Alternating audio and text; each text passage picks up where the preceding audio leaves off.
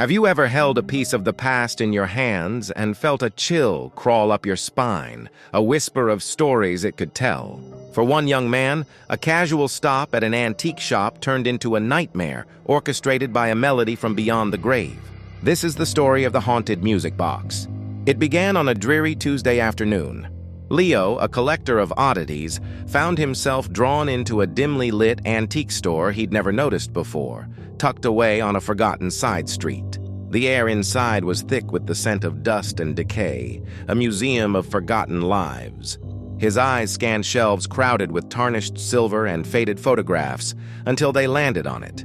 A small, ornate music box carved from dark, almost black wood.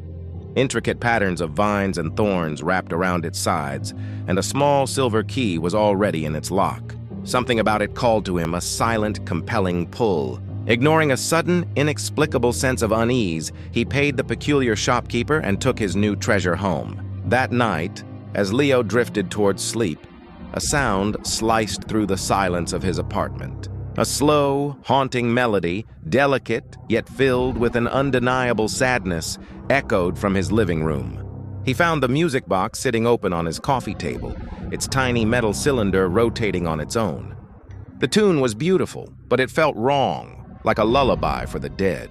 As the music played, the shadows in the room seemed to deepen and writhe, stretching and twisting in the corners of his vision like grasping fingers. He slammed the lid shut, his heart pounding a frantic rhythm against his ribs, but the melody lingered in his mind long after the room fell silent again. The next few days were a descent into quiet madness. The music box would spring to life at random, its melody growing more discordant and frantic with each unsolicited performance. Sometimes it was just a few notes, other times the full, grating tune.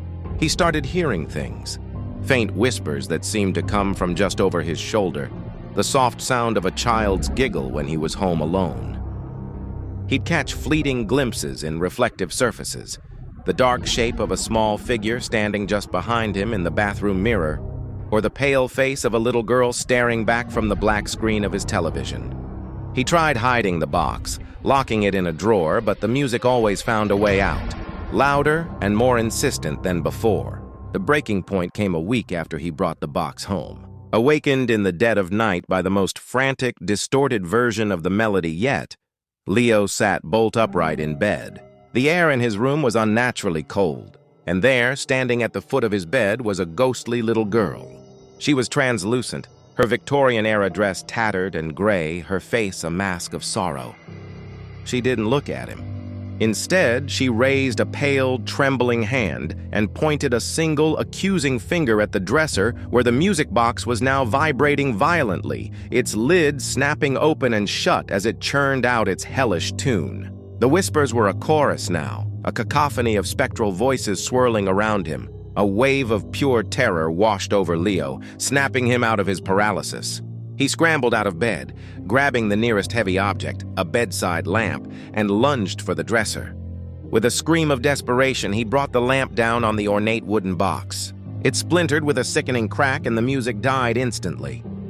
The silence that followed was absolute, a heavy, suffocating blanket that was somehow more terrifying than the noise. He looked up, panting, to see the ghostly girl flicker and fade, dissolving into nothingness. The whispers were gone. The cold was gone. It was over. He stumbled to his window, gasping for fresh air, a wave of dizzying relief washing over him. The street below was empty and quiet, bathed in the lonely orange glow of a single, flickering streetlight.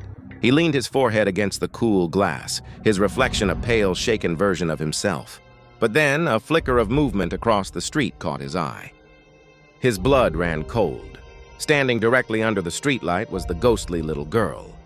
Her sad eyes were locked on his, and in her pale, translucent hands, she held the music box, its dark wood pristine and whole, as if it had never been broken at all.